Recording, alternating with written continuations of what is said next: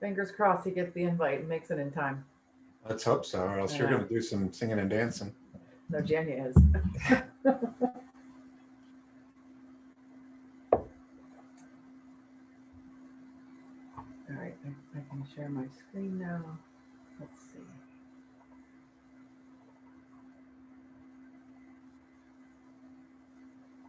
Thank you, Dylan.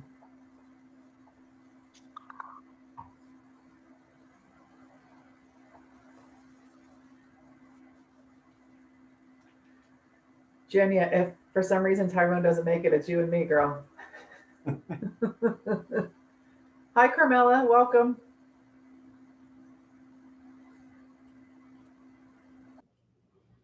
Mute.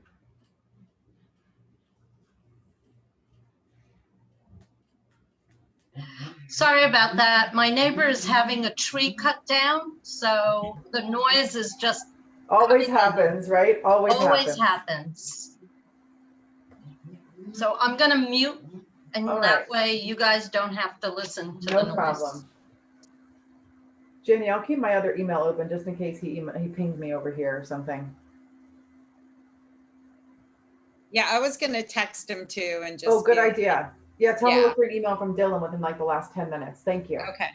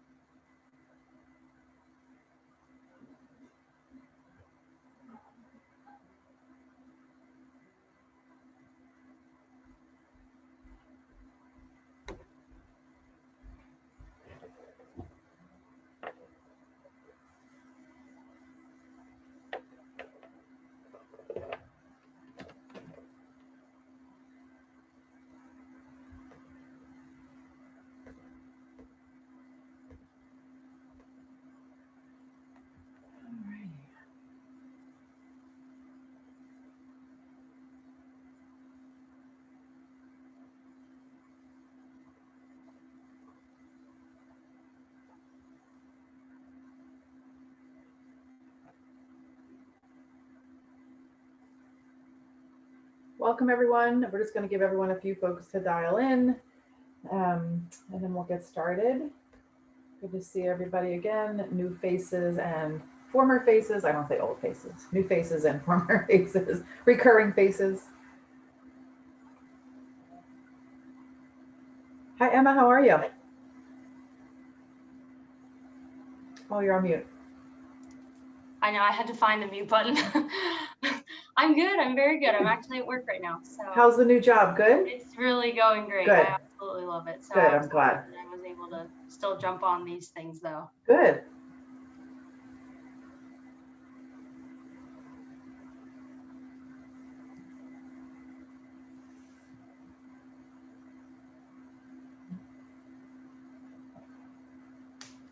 Cindy, did you get your book?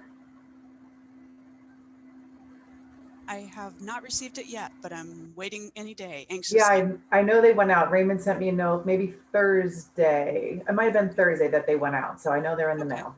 Well, I saw in Informed Delivery, I have something coming today from stamps.com. So that might be it. Who knows? Perfect. Good. Yeah. Can't wait to read it. Yeah, it's great.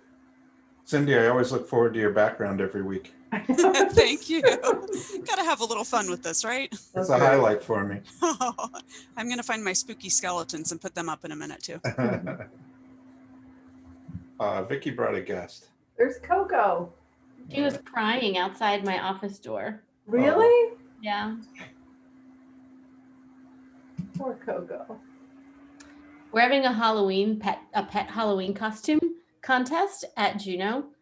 So I'll have to send you her picture because she's But I gonna, love it.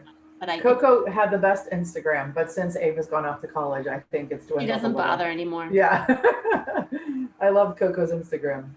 She's on TikTok now. That's right. Old news. I don't do that. That's all my daughter. Shelly, did you see Michael's new dog? Yes. Is it, does it have a name yet? Zeke. What is it? Zeke?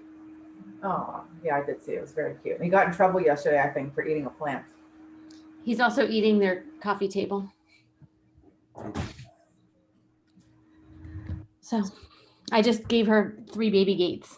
I'm like, you really need these? Gosh. Jania, any luck?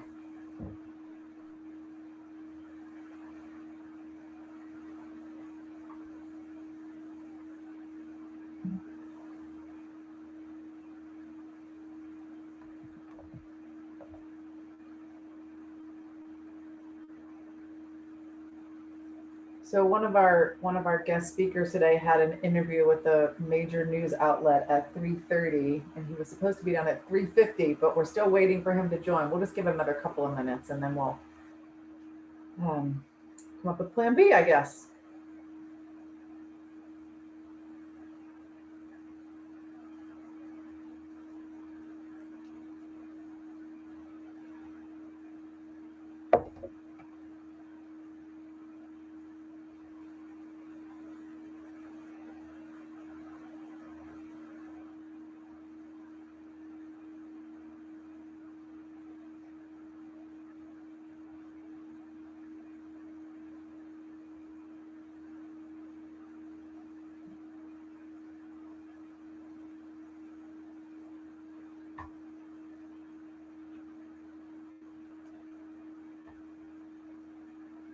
All right, he is coming. Great.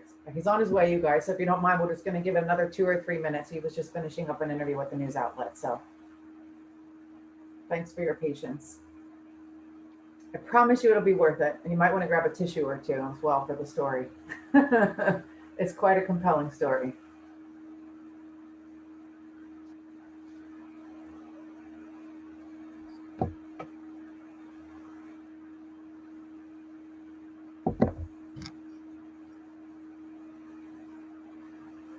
So for those of you who were on the call last week, you may have heard Raymond Lee he was going to give away 3 copies of his book, and he ended up giving away 6. So the names of the winners are on the slide. We've already been notified, and you all sent your addresses to us, and I know Raymond has sent the books out. So just wanted to also acknowledge him again and say a big thank you from all of us to doing that. And Cindy, we'll expect a book report on a future call from you.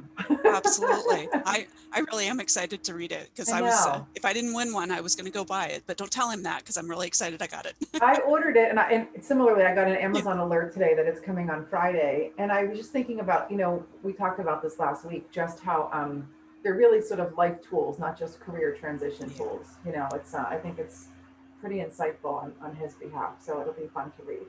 Absolutely. I mean, if nothing else, think about just how odd this year has been overall, not even just in the workplace for all of us. So Yeah. I'm sure it resonates with everybody. Yeah. Before we got on this call, we always meet a little earlier, the guest speakers and us, and just to make sure everyone's systems are working correctly. And Vicki made a comment which was, she felt like our world has gotten smaller being at home, it's felt so much more different. Right? Networking and staying connected has been, I think, so much more personal. I don't know, for me, like I may have taken it for granted before, like, oh, another networking event. I'd rather go home. I'm too tired today, right? But I feel like it's more important now more than ever, not just for my own benefit, but to do what I can to try to help other people as well, right? People that are out of work or in transition or need connected to somebody else on LinkedIn or whatever. Like I feel like I'm taking every opportunity to help make those connections for folks. Yeah, absolutely. You never know when that person just really needs to, connect with another human, and that being that voice, coming through from you on the call. Yeah. Yeah.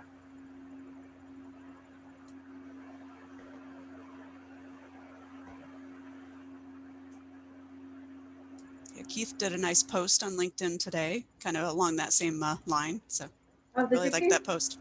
Thank you. Appreciate that. was about networking, Keith, and staying connected. Yeah, just about making sure you're there for everybody during this and getting through it. Yeah. The value of connection.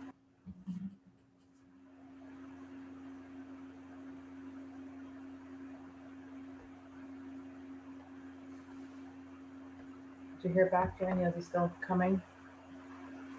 He said he's coming. I mean, if you want, we can maybe start with me and I can kind of intro how I met Tyrone. Yeah, so why don't we go through our sort of normal process here. Again, welcome everybody. Welcome back to those of you who've been on our call before. Welcome to anybody that's new. Always good to see everybody. And as a reminder, the purpose of this group is just to help us stay connected, find out what's happening in the world of any legal updates. We have some great guests this week, which I'll introduce in a second. And then, of course, drinks are optional since this is happy hour. So having said that, I'll turn it over to Keith to give us our legal update for the week. Thank you, Shelley. Appropriate segue into this. I think most of you have seen the news this week about Jeffrey Toobin and CNN and his Zoom mishap. So yeah, just a reminder to everyone as we do these Zoom calls, be a little extra wary of whether you're on camera, and if you are on camera, what you're doing. But the big thing that came out of that, for those of you who read the quick story and were kind of infuriated, why hasn't he been fired? And I think the point of that is to recognize that we still need to do the investigation in these matters. And it's easy to have kind of a itchy trigger finger, especially when there's something like that that's so obvious. And for those of you who aren't aware of what I'm talking about, he was on a Zoom call. He's a CNN and New Yorker correspondent. He was on a Zoom call with radio and TV colleagues and was taking care of some very personal business that didn't really have anything to do with the Zoom call, and happened to be on video as he did it. And his response was he apologized for the embarrassingly stupid mistake, which we can have probably a big discussion about the effectiveness of that apology. But the point is, you still need to, in all of these situations, and this is the kind of thing that can happen now with employees working from home. And a lot of people say to me, well, we don't have any employee relations issues because our employees aren't in the workplace. Well, here's a perfect example of one. What do? You don't just fire the person, you have to investigate it, make sure you got the facts, and you move into it. So just a kind of appropriately timed word of warning there. But I wanted to focus this week and just kind of call out, I posted a couple days ago on LinkedIn. This is actually the 3-year anniversary of the start of the Me Too movement with Alyssa Milano's post. It was October of 2017, if you can believe that. And I thought it was appropriate to honor that with just a little bit of detail in terms of what's happened since then. We have made a lot of progress, as you see. There's a lot on the screen, but I didn't want to just throw a lot of numbers at you. I wanted it to kind of sit up there so you could kind of take it in. I'm not going to read through it all.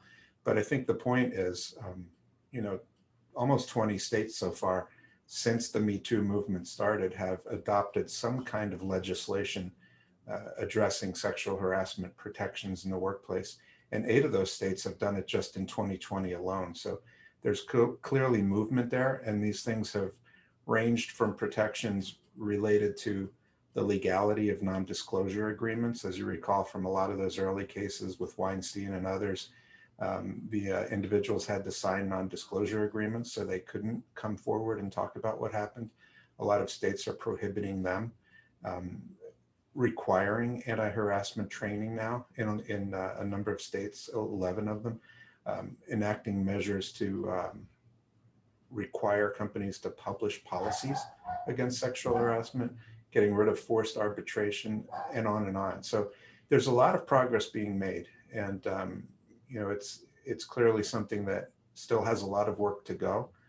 But I thought it was important for us to kind of take a look at this 3-year mark from October 17th to October 20, and take a look at what has happened in the United States just in terms of state laws regarding Me Too sexual harassment in the workplace. And I'll close out with just, I read something interesting yesterday that now more than ever, this is important with COVID and with layoffs and with relative insecurity of employment, especially in a lot of lower wage earning jobs.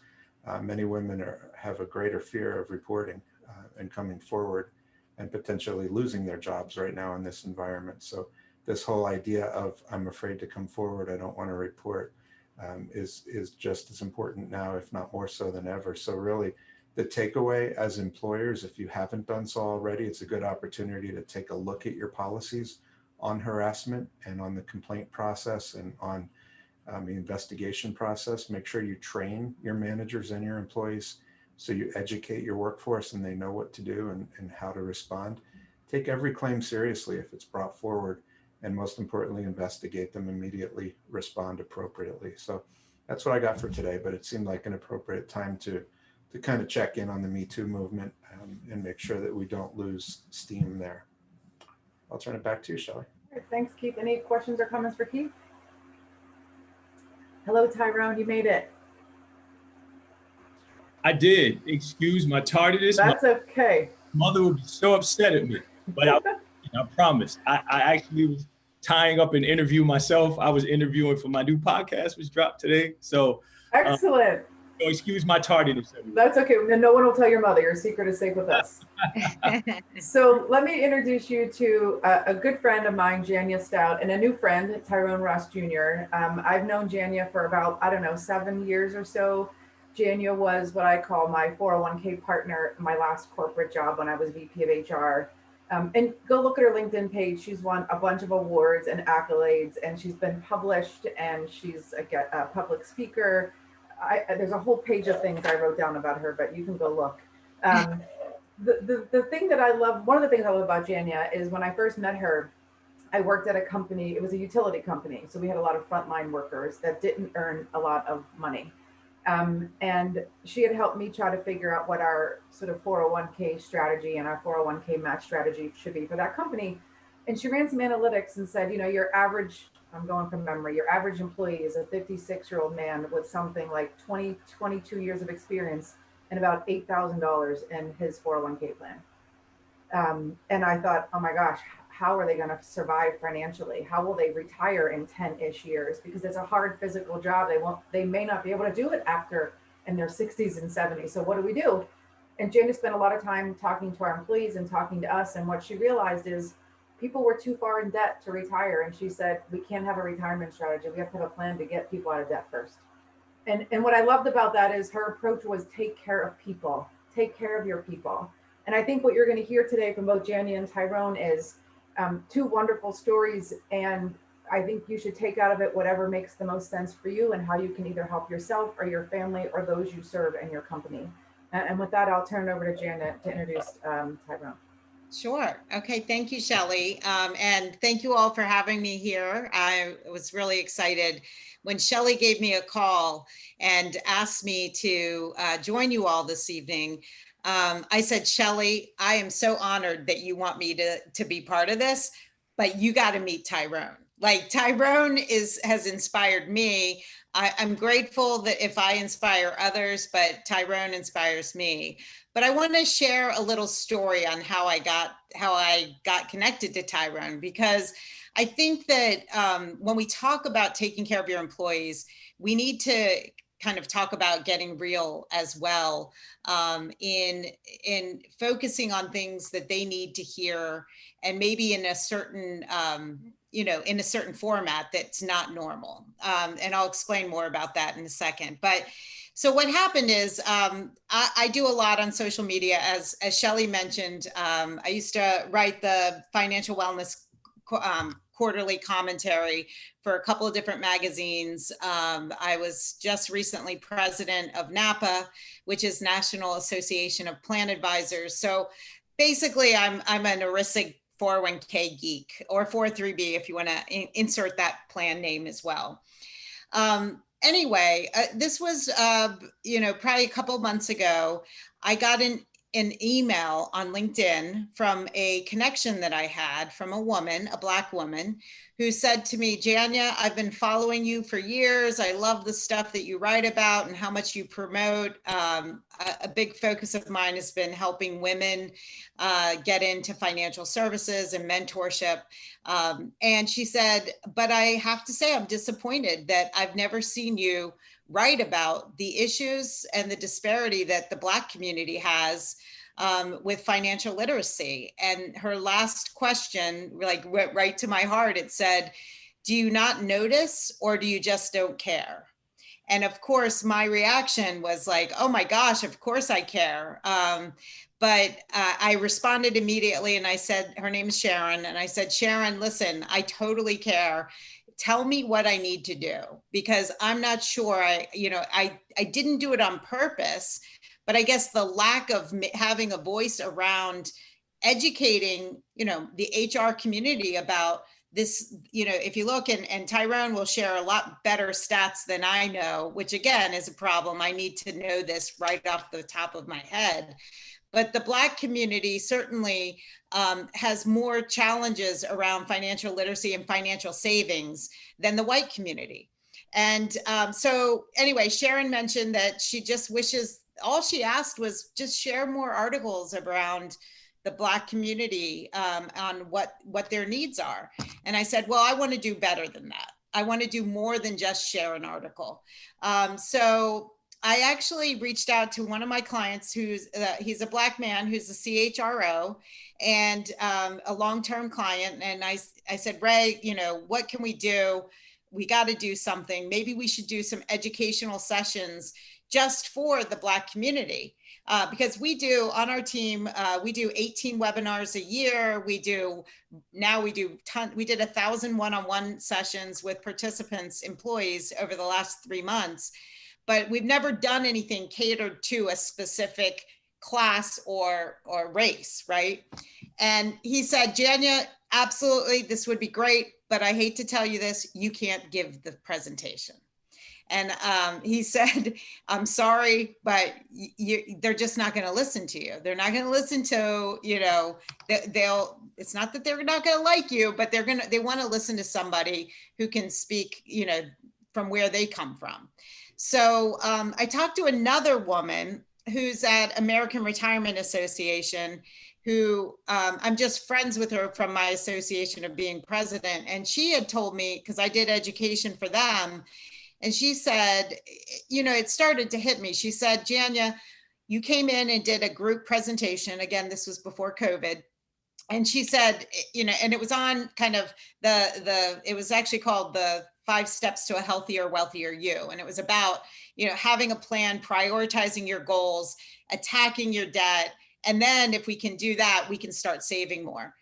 But she said that when she goes to those meetings, she said, whenever somebody starts talking about saving for retirement, she checks out, because she said never in her she's the only, nobody in her family, her parents, her grandparents, they weren't in a situation where they were saving for retirement. They were saving to get by for that day.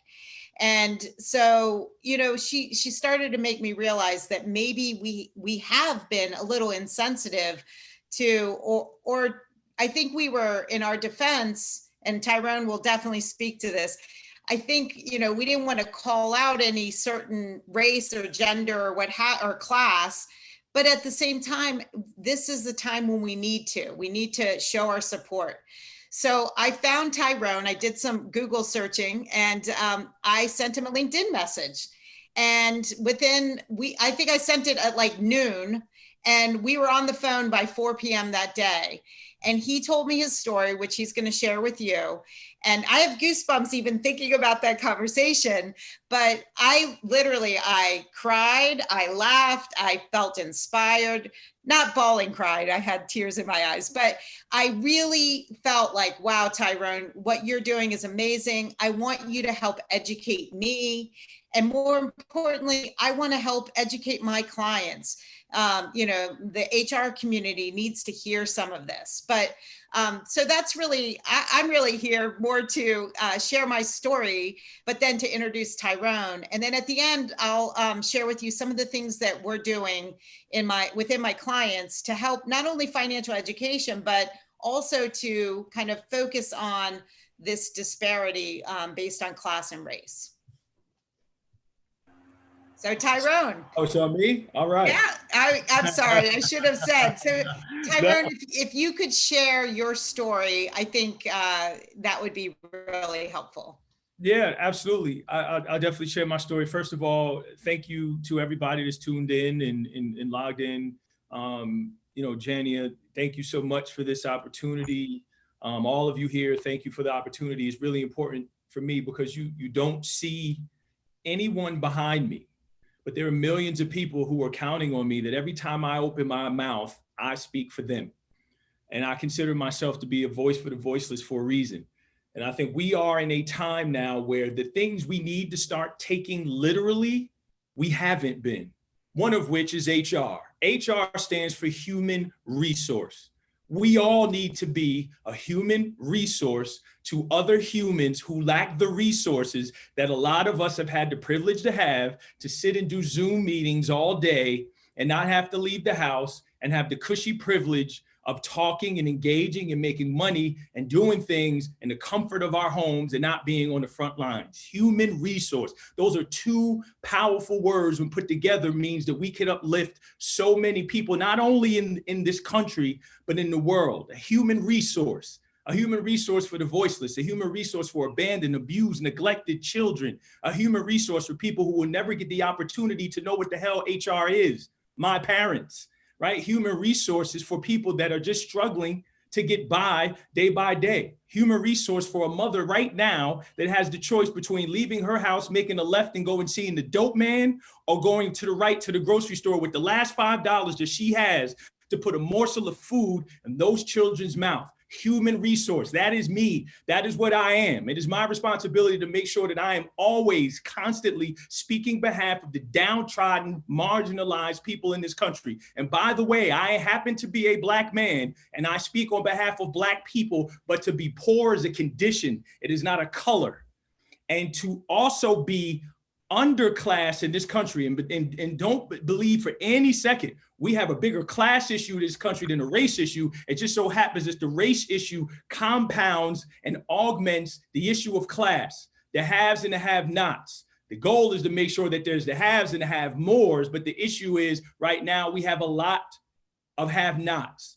So I say all that to say why I am in this position right now is I tell people up here, well, Tyrone, what's your strategy and what happened? I don't encourage anyone to go through what I had to go through to get these opportunities where all of a sudden people want to talk to me about the trauma that has been my life. Growing up in an unbanked home, being a first generation high school graduate, not having a permanent home address. I can't take you to my home to show you where I grew up because I'd have to take you to probably 5 or 6, 7, 8, 9, 10 different places.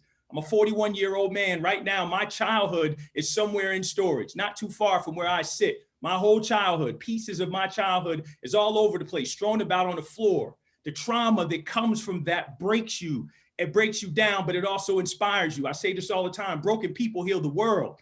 Everything I went through, I didn't go through it for me. I went through it for a child right now that's not gonna eat tonight.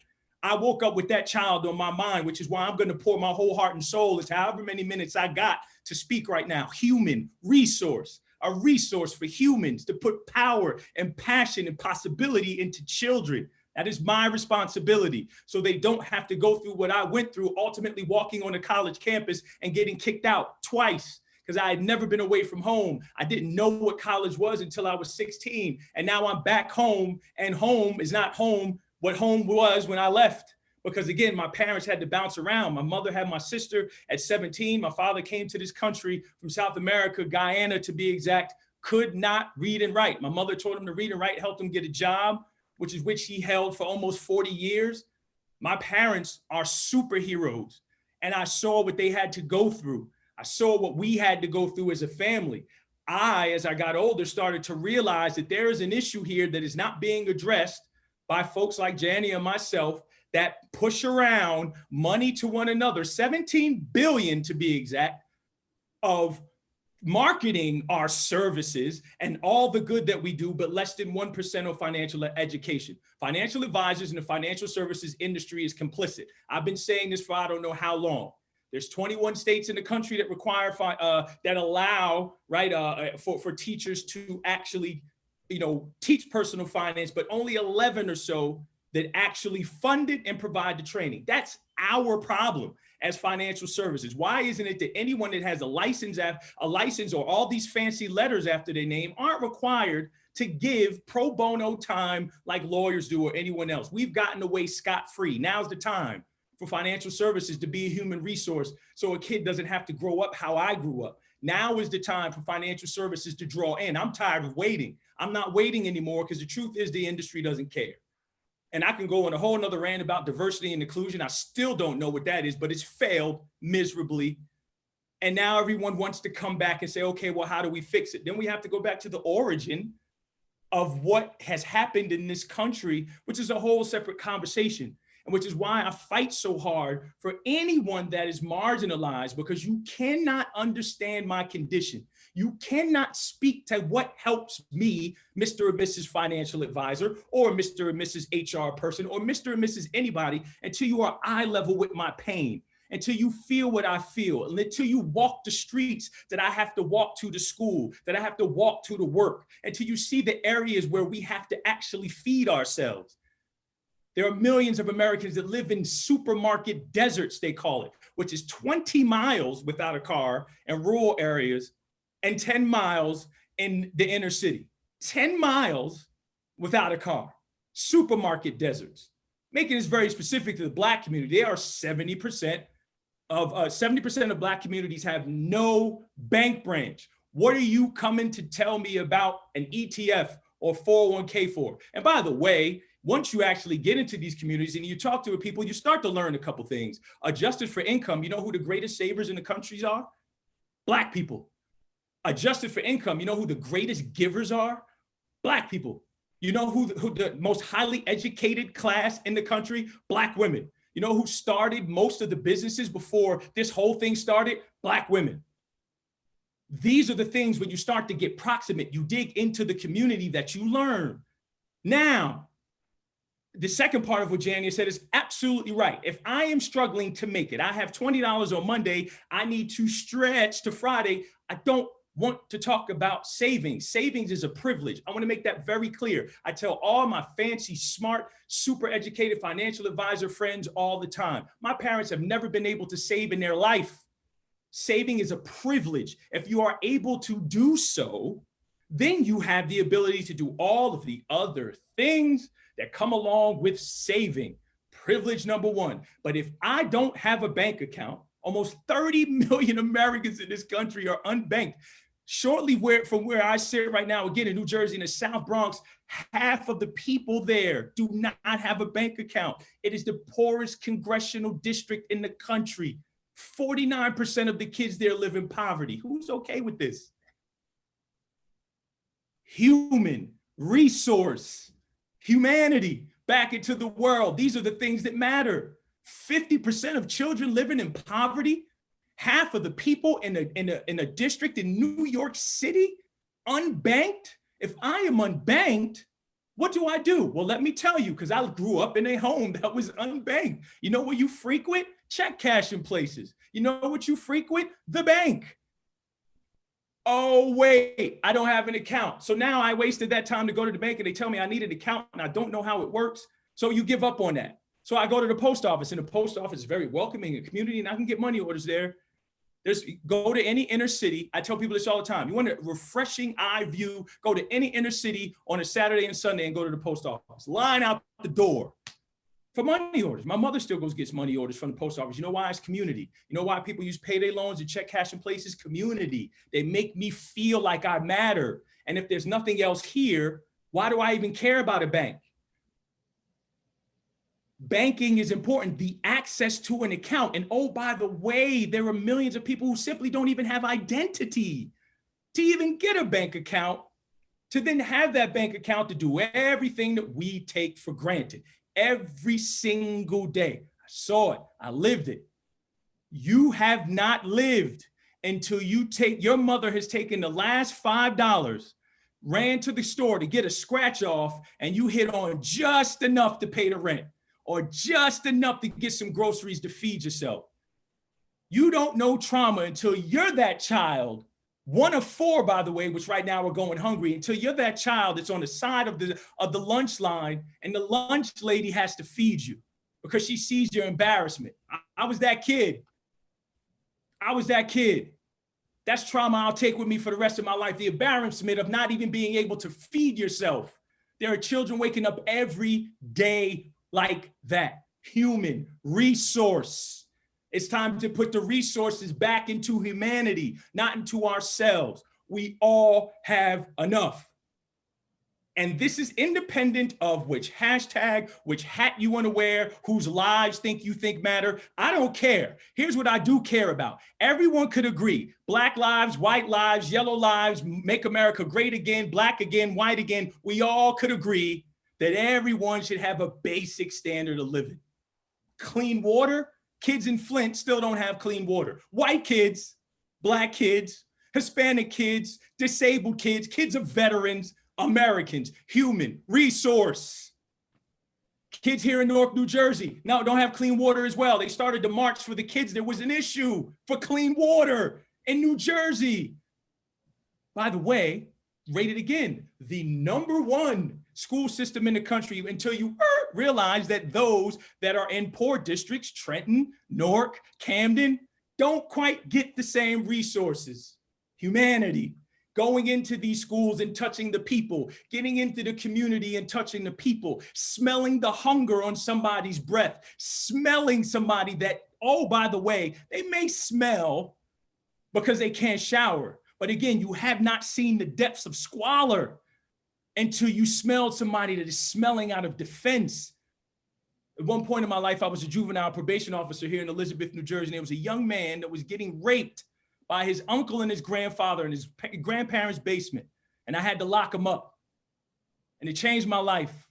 And he was in it, which we locked him up and driving in the police car, and the smell to this day I will never forget. And we got to the police station and he just started to cry. And he cried and he cried. Would lead you to believe that he was crying because he knew he was going to jail, but he cried. He said, you know why I do this? You know why I smell this way? And I had been following him around for once, day schools all over the place. He said, I do this to keep my grandfather and my uncle from raping me.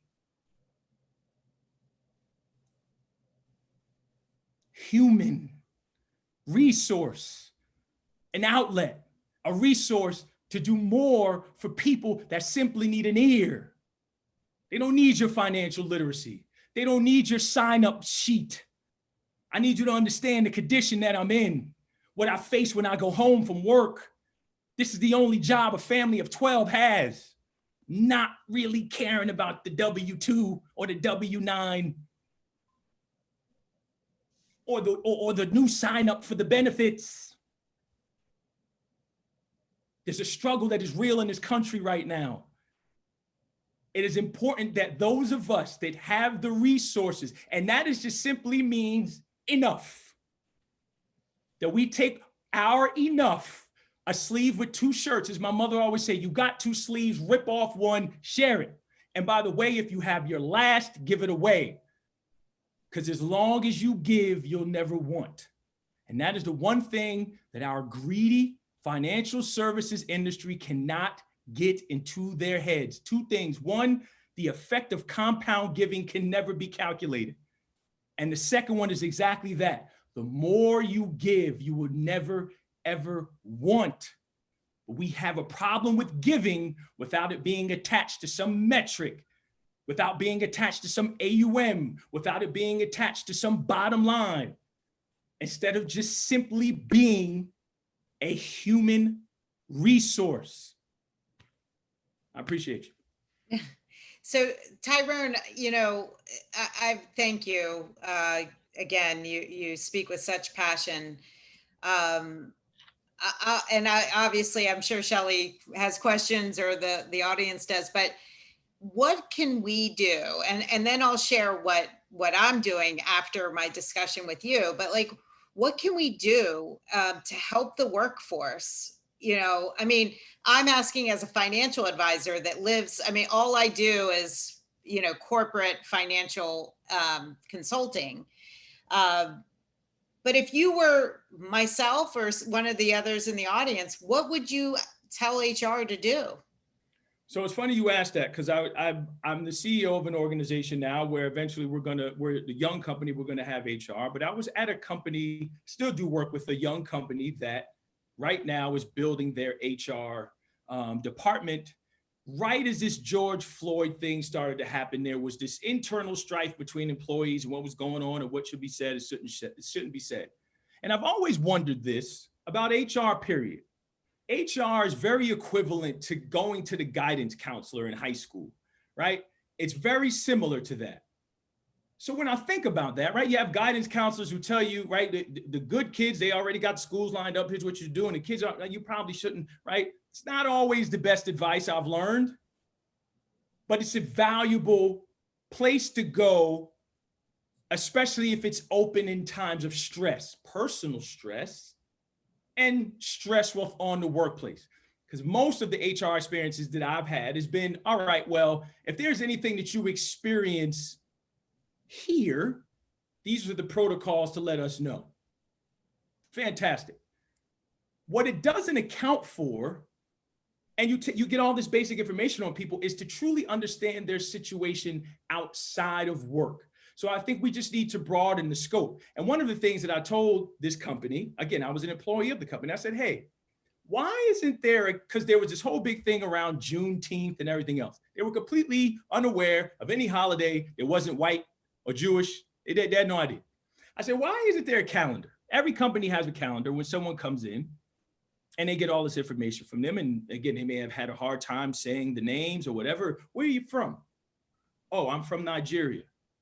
All right, well, you mark that down and you figure out, are there any holidays or anything that matters to you that is really important for you to keep track of, and keep a track of every employee and the things that matter to them, and then have a calendar of all of the holidays and all of the things that matter. So now you get a collective feeling of what matters to people. I'm not saying you got to take the day off, not saying you got to do anything like that, but just have the collective spirit of what matters to people: culture, food, garb, how people wear, or as I told them in this example, if there's really a holiday that matters and I need to take that holiday off, and my teammates know it's on that calendar, they know this is a holiday, or maybe obscure to them, but it matters, that I'm off for that reason, they can take up that work. That's the first thing. So I just feel like a basic calendar of what matters to people, right? Of truly building a culture and understanding this is how I can't get people to this day to say Tyrone. It's not Tyrone. It's Tyrone. It's very Black. Say it. It's okay. Tyrone. Cool. Right? So these things matter. Just say the name. Or if you can't appreciate how to say a name correct, like all these things matter, and you put on the calendar, or pronounce her name this way. There's nothing worse than when you go through the humiliation of having to have that initial experience with someone and then someone else comes behind you and do it. It's the first thing. Second thing is, all of this, we need to recruit diversity and inclusion, again, which is a trope. Representation and equality is a better way. I hope we go. Once you get diverse or inclusive candidates, how do you retain them? This is a place that I want to work. If I go to the website, do I see myself? If I walk in, if I don't see myself, if there's anything to help me feel included, I don't care who you are. This is not independent of Black people. So that's the second thing, really important, to get people to feel, what are your retention models? How do we get people to feel included? Like, this is a great place for them to work. So, oh, by the way, they go back to their friends and family and say, man, I'm working for this company. You should apply. It's a really good place to work. So collateral, what do I see on the website? What do I see? Who are the people? I use this example all the time. I walked into Merrill and they said, oh, we got you a mentor. And I walked to meet my mentor, and it was a little Asian dude who I was older than, and he was trying to fit in and say all these really cool things to me and try and use all this jargon. It was very offensive because we weren't supposed to be paired together, but they felt like, mentor, he's been here, that's what it should be. That ended up being a very rough situation between him and I, but we fixed. But I just told him, I said, I'm older than you, you're in a higher position, but let's just bring it down a bit and get to know one another. And we ended up, actually becoming friends at some point. And he learned, and I think Merrill learned through that. The last thing, which I think is probably the most important, is this. When you are dealing with and I gave this example on another call that I had, and Jania, you might have been on that call actually. It might have been a call with you, and I use this example often. I did an enrollment meeting for, it looks like I'm frozen. Can you guys still hear me at least? We can hear you. Okay. I did an enrollment meeting for a friend of mine. It's a doctor, and his practice. And when I was done having that conversation, there was a bunch of employees that just lingered, and they weren't included in the meeting, but they were just hanging around. And I was able to reach them more because I realized these were folks that weren't even included in the 401k or wasn't even invited to the meeting, but yet they had all of the unique issues.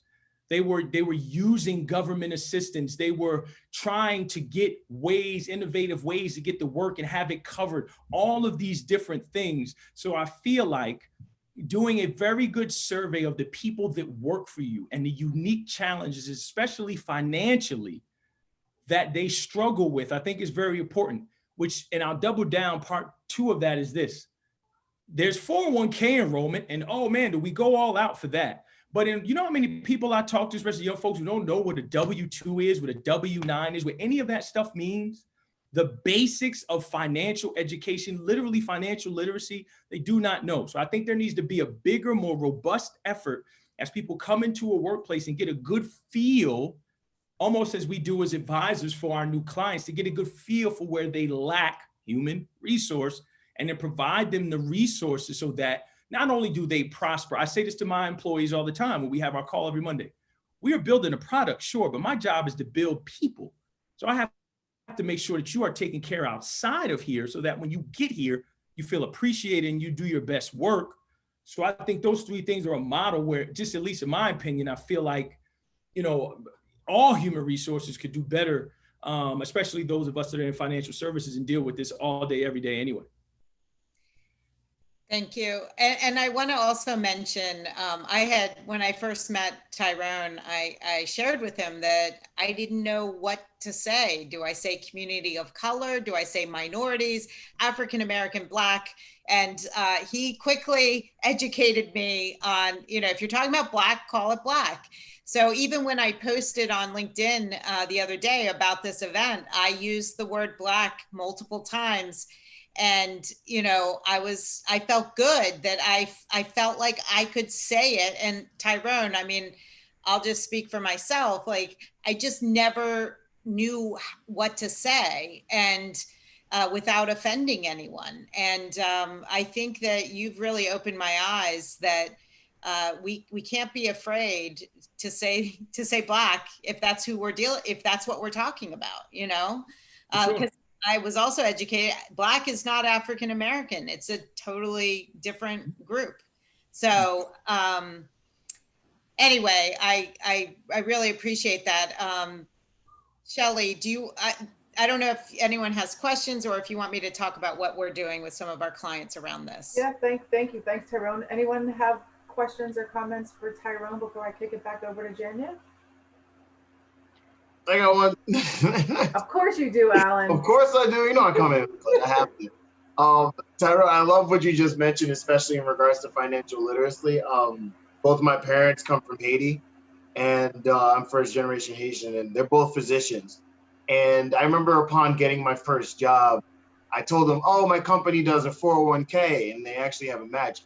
And their eyes lit up like I made it. Because when they came to America, they were like, 401k, matches. Or you see, like, because even though they're physicians and they had like a good salary, they never found out till way later in life what saving up for retirement was, what investing was, how business was dealt. They just thought, you get a paycheck and this is how much money you have, this is how much money you keep, and this is how much money you can like save up.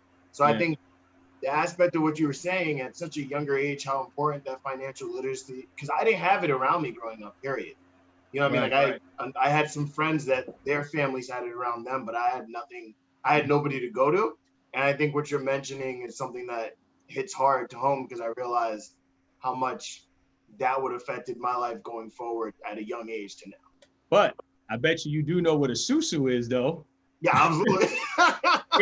And you know how many financial professionals don't know what a susu is? And I'm like, Oh, but we're diverse and inclusive. Yeah. You don't know what a SUSU is. A SUSU is the first bank, the first savings. And even for my crypto folks, I'm like, that's the first blockchain. How do you not know what a SUSU is? That goes back to the 16th century. Yeah. Wait a second, that didn't make it at Wharton, did it? No. So Yeah. this is the thing. If you don't know what a SUSU is, how do you even begin to engage these conversations around savings? Like in our community, like my dad is Guyanese. If you were Caribbean, most of probably what you experienced in your life came from a damn SUSU, right? Mm-hmm. So, you know what I mean? So those things, now you know what a SUSU is, but you really weren't taught the intricacies of what a SUSU means, right? Forced savings, all those things, which goes back to the beginning of my talk. When you talk about Black Caribbeans, and you talk about Caribbeans in general, I think in Hispanics call it a tanda, right? There's all these different, communities that have it. But if you don't know what a SUSU is, you can't go into some of these communities and begin to talk about any of this stuff because they're gonna walk out like, I'm just used to SUSU. I'm not using SUSU, right? Exactly. So that's a really great point, man. But this is why I think this conversation needs to happen more because, and I tweeted this the other day. Because oh God, the calls, the emails, Tyrone, could you talk? Could you do this? I said, here's what we need to do as a people in this country. If we want to help the underclass, the first thing you need to do is turn off everything you think you know. Everything you think you know nothing. Because when you actually get into these communities, you really start to understand the lack of all things, right? And once you start to really engage with people in that way, as you said, right? Even having really good education and good jobs, there's this whole world. I walked right by the New York Stock Exchange at 26. It was like, why are these stupid people standing outside? It's cold. What is going on? But I had no idea. 26. That's terrible, right? And I don't even know what stocks are or anything like that. So no, I'm glad it resonated. But again, I think these are the things when you start to have diverse voices, right? Like you start to get new perspectives on money and change and access and struggle. Mm-hmm. Agreed. Thanks, Alan. Anyone else?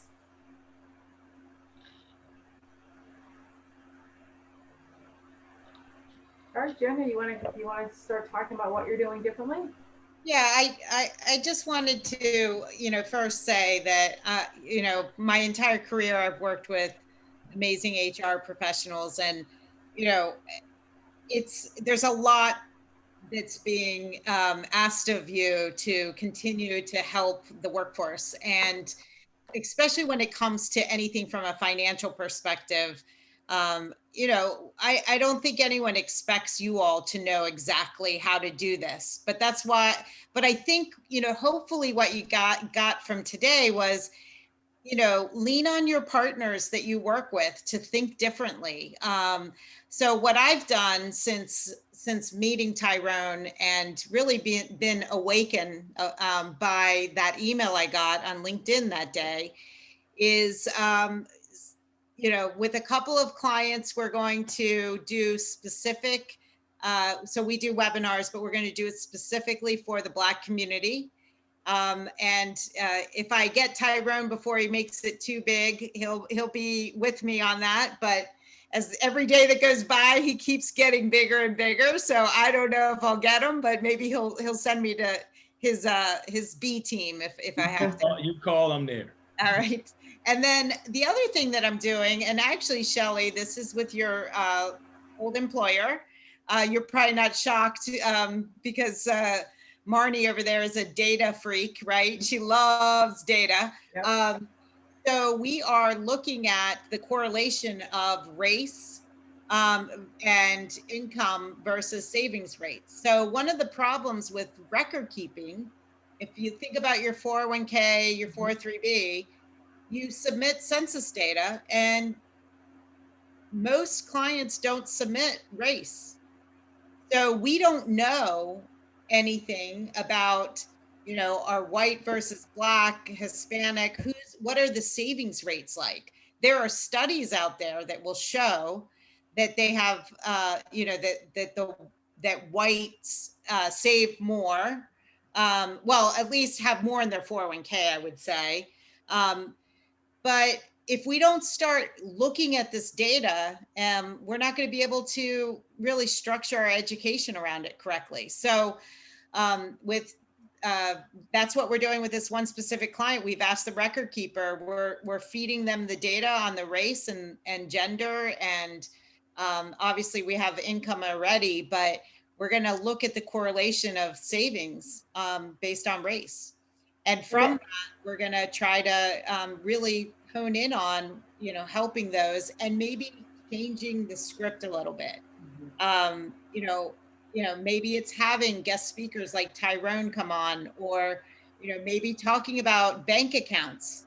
I mean, when Tyrone was telling me, I think Tyrone, you mentioned when you were at Merrill Lynch and you did one-on-one meetings, people were asking you questions about disability, right? Like SSD. And I was like, I don't ever bring that up in an educational session, right? So there's probably things that we could be covering that might resonate more with the broader group. But I think it's time, given the environment that we're in right now, to call it out and not be shy about like, hey, I'm going to do an education session to help the Black community. I'm going to do it. We've had a bunch of meetings with my team talking about it because we have kind of a subcommittee that thinks of our topics that we're going to cover. And this is really important to me. And the clients that I've brought this up to are 100% on board. They want to kind of explore this more with their diversity. I know you don't like that word, Tyrone, but their inclusion and what do you want it to be called? I forget. Representation and equality. Okay. So kind of creating, if we're going to do that, then we need to make sure, right, we got to give the right financial education. The other thing we do, it's called a family affair. Shelley, I know you saw the recent press. I won Top Advisor of the Year for participant outcomes. And what we do is we do education for the family members, so young adults, older children. And we talk about like, what's the stock market? What is, what's a checking account? What's an IRA? I mean, it's amazing when we meet with 25-year-olds and they're like, they all know the term Roth IRA, but they have no clue what it is. They're like, I need a Roth IRA, and they're in a 401k meeting, but they don't even know anything. So really kind of targeting that young adults, because it really impacts the entire family. And so we're in a great period of time right now where the children are at home, or the young adults are at home. So we can do education and engage with them just by virtue of inviting our employees to invite their family members on. Well, and I think what also continues to reinforce for me, from now talking to Tyrone 3 times, is, Jania, you and I can't plan a strategy for a company. We are the same person. We look the same. We're literally almost the same age. We probably have had a very similar experience in our lives. We can't plan the 401k strategy. That's not fair. And I think that's what I just continue to learn over and over and over, is the representation from everybody that we're trying to impact has to be part of that discussion. And so if you're having 401k meetings with people who look like me and Jania, and you look like us too, you're missing the boat, right? Or if you all look the same. And so I think that's what just continues to be reinforced. And we have to figure out a way to understand other people's stories. Can I just add something there? Yeah. I want to stress that this is going to take everybody. Right? And of all persuasions, all colors, denominations, creed, like this is going to take everybody. Nobody can opt out, white men, white women, whatever, right? Even though white women are the greatest beneficiaries of diversity and inclusion, it's a whole nother story.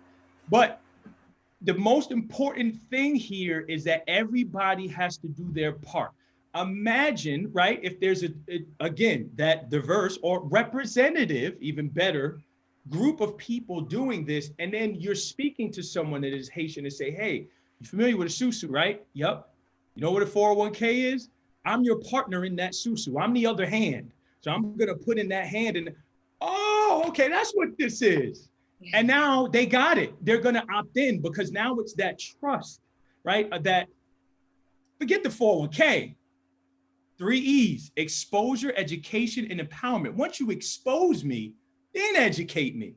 Expose me to what you're talking about. And then at the end, the empowerment piece of just, okay, now you've understand my condition. You know what I've gone through. You know the things that matter to me. Now you're trying to relate what you want me to know that's aligned with what I believe, what I've experienced was a part of my culture. And that's what I think is lacking right now. And I think if we do that, we'll have a ton of success. But that's going to take everybody, and nobody can opt out right now. It's just too great of a need in our country. Tyrone, how else can people follow you? You want to tell us about your podcast? Sure. I have 3 of them, but the one I was talking about today is a crypto podcast. But the one that I think matters, I think people will appreciate, is the Human Advisor podcast. When we actually do start to record again for the 2nd season, Jania is going to have to, return the favor, and I'm going to have to interview her and have her on. So the Human Advisor podcast, you can find it on YouTube or wherever you listen to your favorite podcasts. It's shot beautifully.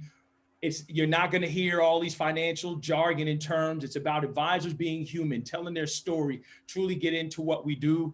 And the other places on Twitter, I live with Twitter on @TR401, and my website is tyroneross.io. Tell them about your, what MTV, the producers of MTV are doing. Yeah. So Learn to Money, which I'm super, super, super excited about.